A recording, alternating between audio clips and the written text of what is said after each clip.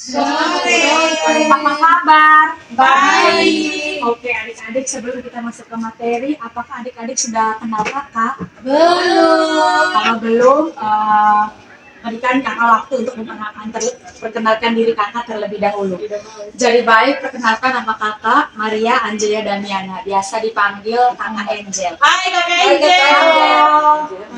Jadi kakak ini berasal dari kampus Poltekkes Kemenkes Kupang, tepatnya di jurusan Kesehatan Gigi. Nah, tujuan kakak datang ke sini bertemu adik-adik, yaitu ingin melakukan penyuluhan dengan sedikit memberikan informasi ilmu kepada adik-adik tentang halitosis atau bau mulut. Media yang kakak siapkan yaitu namanya flip chart. Adik-adik sudah pernah lihat ini? Belum. Oke. Sudah lihat atau ini? Sudah. Yang di belakang sudah lihat? Sudah. Jadi adik-adik kita langsung saja masuk ke materi yaitu tentang halitosis atau bau mulut.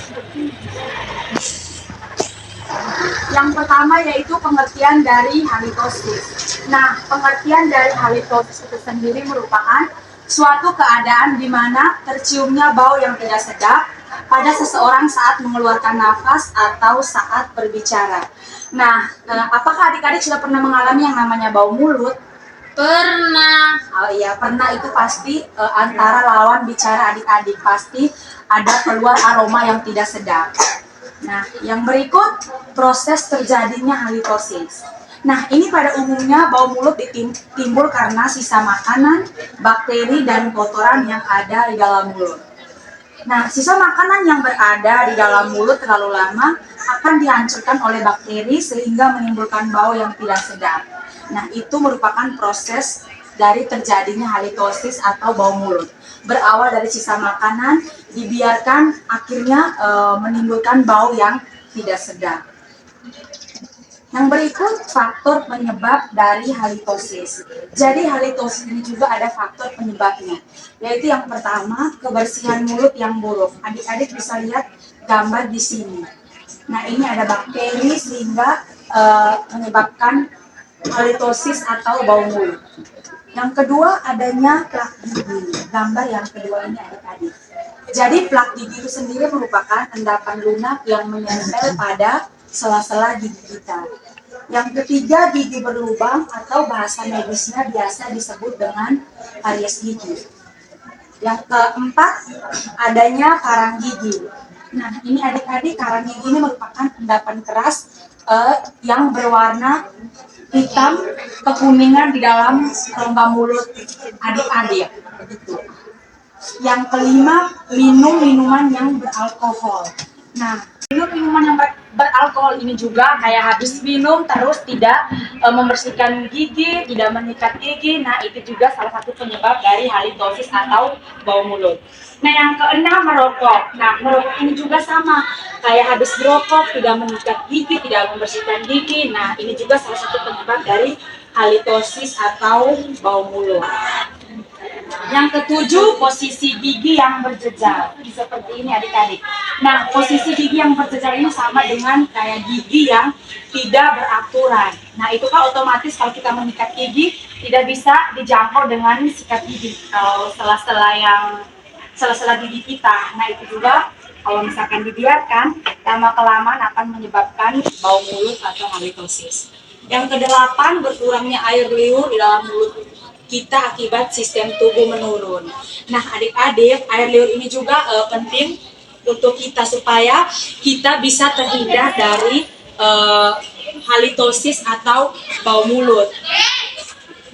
Yang kesembilan, cara pembersihan gigi yang salah pada pengguna orto. Nah, adik-adik, pengguna orto ini maksudnya pada pengguna ini kawat gigi atau beher gigi. Nah, yang ke-10, makan makanan seperti bawang merah, bawang putih, jengkol, dan teh. Nah, ini gambarnya ini ya adik-adik. Makan ini terus ini lupa menyikat gigi, membersihkan gigi. Nah, lama-kelamaan juga bisa menyebabkan bau mulut. Yang ke-11, penumpukan sisa makanan dan bakteri di lidah yang tidak dibersihkan. Nah, adik-adik, kita kalau habis menyikat gigi, yang terakhir itu kita harus menyikat lidah agar bakteri yang menempel di lidah bisa terangkat dan kita bisa bebas dari yang namanya bau mulut. Yang ke-12, mengkonsumsi pinang. Itu juga salah satu penyebab halitosis. Yang berikut yaitu cara mencegah halitosis. Nah, adik-adik, ini halitosis ini juga ada dia punya cara pencegahannya, yaitu yang pertama, menjaga kebersihan gigi dan mulut dengan menyikat gigi secara teratur, yaitu minimal 2 kali sehari, pagi setelah makan dan malam sebelum tidur. Kedua, rutin kontrol kesehatan gigi secara berkala setiap 6 bulan sekali untuk orang dewasa dan 3 bulan sekali untuk anak-anak. Jadi 3 bulan sekali untuk anak-anak ini kenapa? Karena usia adik-adik itu gampang terkena yang namanya karies gigi atau tidak bau mulut, rentan terkena karies gigi dan bau mulut. Tapi tidak menutup kemungkinan kalau misalkan adik-adik rasa kayak sudah tidak nyaman atau tidak kayak sakit gigi begitu, bisa langsung pergi kontrol ke klinik terdekat. Nah, yang ketiga, bersihkan sela-sela gigi dengan menggunakan benang gigi atau dental floss. Nah, ini bukan benang jahit ya adik-adik. Benang gigi ini dirancang khusus untuk gigi. Yang keempat, hindari makan pinang. Yang kelima, rajin membersihkan lidah secara rutin, seperti yang sudah kakak jelaskan tadi. Yang keenam, hindari merokok. Yang ketujuh, kurangi makan makanan yang berbau keras, seperti durian. Yang kedelapan, untuk pengguna orto harus menyikat gigi dengan teknik menyikat gigi khusus orto dengan benar. Pengguna orto itu seperti yang sudah kakak jelaskan tadi, itu pengguna behel gigi atau kalak gigi. Yang kesembilan, kurangi minuman yang beralkohol, karena kalau habis minum terus tidak menyikat gigi juga bisa menyebabkan bau mulut. Yang ke-10, sering mengkonsumsi makanan yang berserat dan banyak mengandung air. Kira-kira makanan yang berserat dan banyak mengandung air ini contohnya seperti apa saja adik-adik? Ada yang tahu? Apel. Oke. Anggur. Oke. Sudah? Nanas. Iya, betul. Semangka. Iya, oke. Jadi yang adik-adik sebutkan itu juga betul. Nah, itu merupakan makanan yang berserat dan banyak mengandung air. Yang ke-11, menggunakan obat kumur yang mempunyai bahan aktif untuk melawan bakteri agar mulut kita terhindar dari halitosis. Yang ke-12, banyak mengkonsumsi air putih untuk mengembalikan imun tubuh yang menurun. Jadi adik-adik harus rajin minum air putih ya. Ya. Membersihkan gigi palsu secara rutin. Jadi kalau misalkan ada keluarga adik-adik yang memakai gigi palsu, bisa adik-adik sampaikan untuk rutin membersihkan gigi palsu. Iya, Kak. Jadi, oke, sekian materi yang kakak bisa bagikan kepada adik-adik hari ini. Jika ada yang belum paham atau belum mengerti, kakak persilakan untuk bertanya. Saya kakak. Iya, dengan adik siapa? Ini dengan adik Eka, Kak. Silakan adik Eka. Tadi kan Kakak ada jelaskan tentang apa? Kawat gigi atau ini apa? Ya, behel gigi toh Kakak. Nah kan saya ini umur 6 tahun toh Kak. Terus kalau misalnya umur 6 tahun kayak saya begini nih, sudah ini boleh pakai behel gigi atau kawat gigi? Oke, baik, terima kasih atas pertanyaannya adik Eka. Jadi pertanyaannya yaitu apakah umur 6 tahun bisa menggunakan behel gigi? Nah, kalau umur seperti itu belum dianjurkan ya adik. Yang pengguna behel gigi ini dianjurkan umur dari kemarin dia jadi dianjurkan umur dari 12 tahun ke atas adik baru bisa menggunakan behel gigi. Bagaimana adik? Iya Kakak. Oke, terima kasih adik. Ada lagi yang mau bertanya? Yang adik siapa? Agusta Kakak. Silakan adik Agusta.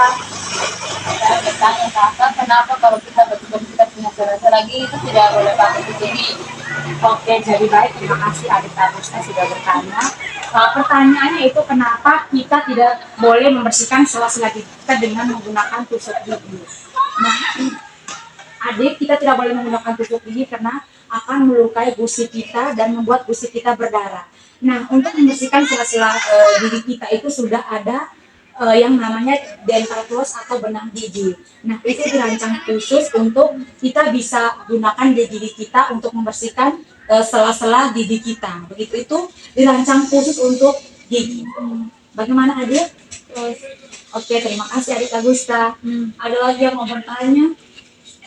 Oke, sudah tidak ada lagi yang mau bertanya, maka kakak akan mengambil kesimpulan. Kesimpulan yang bisa kakak ambil di sini tentang pengertian tentang halitosis, yaitu halitosis itu sendiri merupakan keadaan di mana terciumnya bau yang tidak sedap pada seseorang saat mengeluarkan nafas atau saat berbicara. Nah, penyebab halitosis ini juga karena sisa-sisa makanan dan bakteri yang menempel pada gigi kita dan kita tidak bersihkan, dan akhirnya menyebabkan halitosis atau bau mulut. Cara pencegahnya itu dengan cara menyikat gigi yang rutin, kontrol ke dokter gigi yang rutin, dan juga makan makanan yang berair dan berserat. Begitu adik-adik. Apakah sudah mengerti? Sudah. Oke, sekian dan terima kasih.